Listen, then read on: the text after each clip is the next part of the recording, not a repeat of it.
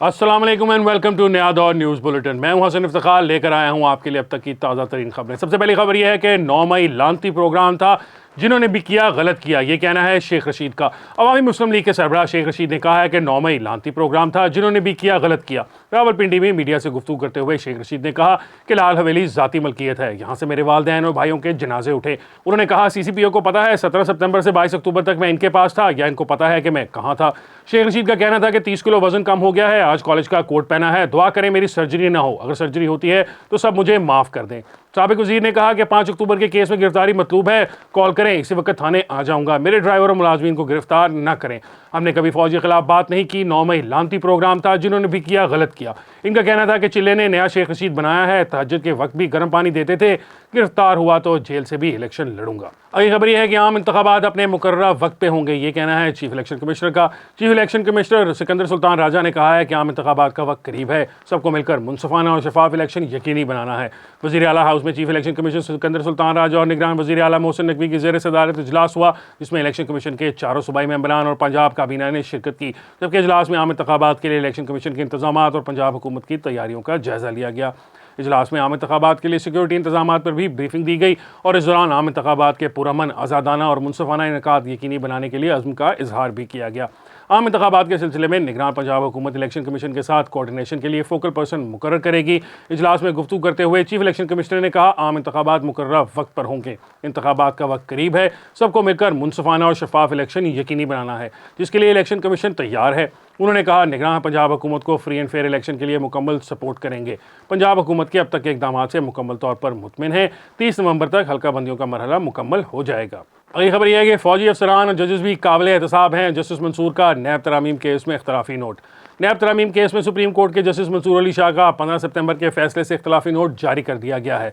Supreme court के नैब फैसले पर जस्टिस मंसूर अली शाह का इख्तलाफी नोट 27 दफात पर मुश्तमिल है, जिसमें उन्होंने लिखा है कि अदलिया कानून साजी का तब जायजा ले सकती है जब वो बुनियादी इंसानी हकूक से मुतसादम हो। कानून साजों का मुफाद सामने रखकर कानून साजी जांचना पार्लियामेंट और जमहूरियत को नीचा दिखाने के मुतरादिफ है। जस्टिस मंसूर ने अपने नोट में लिखा कि इख्तिलाफ राय रखने वाला हजूम की सिमत में नहीं, मुस्तकबिल की सिमत में चलना है।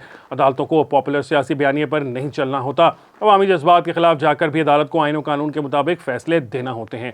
उन्होंने अपने इख्तिलाफी नोट में लिखा कि इदारों के दरमियान तवाज़ुन इसी सूरत कायम रह सकता है जब एहतराम का बामी ताल्लुक हो।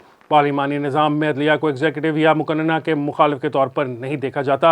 अदलिया को उस वक्त तक तहम्मुल का मुजाहरा करना चाहिए जब तक आईनी हदूद की खिलाफ वर्जी न हो। जस्टिस मंसूर अली शाह ने अपने नोट में यह भी लिखा कि दरख्वास्त गुजार नैब तरामीम को अवामी मुफाद के बरक्स साबित करने में नाकाम रहा। मैं आइन के आर्टिकल 8(2) के पेश नज़र दरख्वास्त को मेरिट्स पर न होने पर खारिज करता हूँ। फाजिल जज ने अपने नोट में यह भी लिखा है कि पार्लियामान के बनाए तमाम कवानीन बिलाखिर किसी न किसी अंदाज में बुनियादी हकूक तक पहुँचते हैं। नैब कानून के तहत जजेस और फौजी अफसरान का एहतसाब हो सकता है। केस की 50 समातों पर सवाल किया कि क्या फौजी अफसरान और जजेस का एहतसाब हो सकता है। फौजी अफसरान और जजेस भी नैब तरामीम के तहत काबिल एहतसाब हैं। तासुर है कि फौजी अफसरान और जजेस की करप्शन का कोई एहतसाब नहीं हो सकता। जस्टिस मंसूर अली शाह ने लिखा कि पार्लियामेंटेरियन का कानून चैलेंज करने का हक दावा नहीं बनता। जमहूरी निज़ाम में अक्सरियत का ही फैसला या कानून साजी हतमी तसव्वुर होती है। अक्सरियत से मंजूर कानून साजी को हिमायत में वोट देने की बजाय पूरी पार्लियामेंट की कानून साजी समझा जाना चाहिए। पार्लियामेंट में कानून साजी से इख्तलाफ करने वाले इसको चैलेंज करने का इख्तियार नहीं रखते। अदालत पार्लियामेंट के अंदरूनी मामलात में मुदाखलत नहीं कर सकती। अगली खबर यह है कि अदालत का लाल हवेली को डी सील करने का हुक्म। लाहौर हाईकोर्ट रावलपिंडी बेंच ने साबिक वज़ीर दाखिला शेख रशीद अहमद की रिहाइश का लाल हवेली को डी सील करने का हुक्म दे दिया। शेख रशीद ने लाल हवेली को सील करने के फैसले के खिलाफ लाहौर हाईकोर्ट रावलपिंडी बेंच में अपील दायर कर रखी थी। आज लाहौर हाईकोर्ट रावलपिंडी बेंच ने शेख रशीद की दरख्वास्त पर लाल हवेली को डी सील करने का हुक्म दे दिया। इस मौके पर मीडिया से गुफ्तगू करते हुए शेख रशीद का कहना था, मैं चिल्ले पर ज़रूर गया था, लेकिन जिन नहीं हूँ कि 3 जगहों पर मौजूद होता। आज अल्लाह ने मदद की और लाल हवेली को खोल दिया। साबिक वज़ीर दाखिला का कहना था, चिल्ले ने मुझे नया शेख रशीद बना दिया है, कोई ज़्यादती नहीं की गई, मैं जेल भी गया तो दोनों हलकों से इलेक्शन लड़ूंगा। शेख रशीद का कहना था कि हम मफाद पाकिस्तान के शाना बशाना खड़े हैं, हम नस्ली और असली हैं, सब अल्लाह पर छोड़ते हैं। याद रहे कैसे कब लाहौर हाईकोर्ट के रावलपिंडी बेंच ने लाल हवेली डी सील करने की सज़ा खारिज कर दी थी। ताहम अदालत ने कहा था कि लाल हवेली की मौजूदा पोजीशन बरकरार रहेगी। 19 अक्टूबर को मुफस्सल केस सुना जाएगा और किसी को इल्तवा नहीं मिलेगा। अगली खबर यह है कि मौलाना तारिक जमील के बड़े बेटे ने छोटे भाई की खुदकुशी की तस्दीक कर दी। वीडियो जारी। मारूफ आलमदीन मौलाना तारिक जमील के बेटे आसिम जमील की खुदकुशी की तस्दीक मरहूम के बड़े भाई मौलाना यूसुफ जमील ने कर दी। मौलाना तारिक जमील के एक्स अकाउंट पर 29 अक्टूबर की शब बेटे के इंतकाल की तस्दीक की गई थी। पोस्ट में मौलाना तारिक जमील का कहना था कि आज तलम्बा में मेरे बेटे आसिम जमील का इंतकाल हो गया है। इस हादसाती मौत ने माहौल को सोगवार बना दिया। मौलाना तारिक जमील का कहना था कि आप सबसे गुजारिश है कि इस गम के मौके पर हमें अपनी दुआओं में याद रखें। अल्लाह मेरे फर्जंद को जन्नतुल फिरदौस में आला मकाम अता फरमाए। बाद अज़ां पुलिस का कहना था कि मौलाना के बेटे का कत्ल नहीं बल्कि उन्होंने खुदकुशी की है। मरहूम के बड़े भाई का वीडियो पैगाम भी आ चुका है जिसमें आसिम जमील की खुदकुशी की तस्दीक कर दी गई है और कहा है कि मेरा भाई आसिम बचपन से ही शदीद डिप्रेशन का मरीज था। मौलाना यूसुफ जमील ने कहा कि आसिम जमील की बीमारी में पिछले 6 माह से शिद्दत आ गई थी। बीमारी को कंट्रोल करने के लिए आसिम को इलेक्ट्रिक शॉक लगाए जा रहे थे, लेकिन इलेक्ट्रिक शॉक देने से भी कोई फाका नहीं हुआ। उन्होंने कहा कि गुज़िश्ता रोज़ वो इत्तफाकन घर में अकेला था, तकलीफ और अज़ियत बर्दाश्त नहीं कर सका और आसिम ने सिक्योरिटी गार्ड से बंदूक लेकर खुद को गोली मार ली। भाई ने अपने पैगाम में ये भी कहा कि ऐसी कोई बात नहीं थी कि किसी से दुश्मनी थी या किसी ने हमला किया, ये इसकी तकदीर थी और हमने अल्लाह के इस फैसले पर रजामंदी जाहिर कर दी। अगली खबर यह है कि 1 नवंबर के बाद गैर कानूनी तारकीन वतन के इनखला के लिए जामे ऑपरेशन होगा। ये कहना है वफाकी वजीर दाखिला का।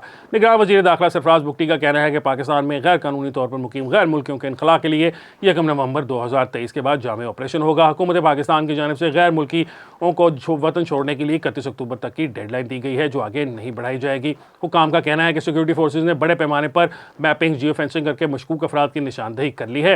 31 अक्टूबर के बाद गैर कानूनी गैर मुल्कियों की मनकूला और गैर मनकूला जायदादें जब्त कर ली जाएंगी। इस हवाले से वफाकी वज़ीर दाखिला सेनेटर सरफराज बुगटी का कहना है कि गैर कानूनी तारकीन वतन की पाकिस्तान से रज़ाकाराना वापसी के लिए आज और कल की मोहलत बाकी है। 1 नवंबर के बाद गैर कानूनी तौर पर पाकिस्तान में मुकीम गैर मुल्कियों के इनखला के लिए जामे ऑपरेशन होगा। उन्होंने कहा कि तमाम गैर मुल्कियों के इनखला में 2 से 3 माह लगेंगे। 15 से 20 हज़ार गैर मुल्की पनाह गुज़ीन रज़ाकाराना तौर पर पाकिस्तान से जा चुके हैं, बाकी सब जो हैं वो भी अनकरीब चले जाएंगे। अब तक की न्यूज़ बुलेटिन के लिए इतना ही है। इंशाल्लाह आपसे मुलाकात होगी एक और न्यूज़ बुलेटिन के साथ। मुझे हसन इफ्तिखार को दीजिए इजाज़त। अल्लाह हाफ़िज़।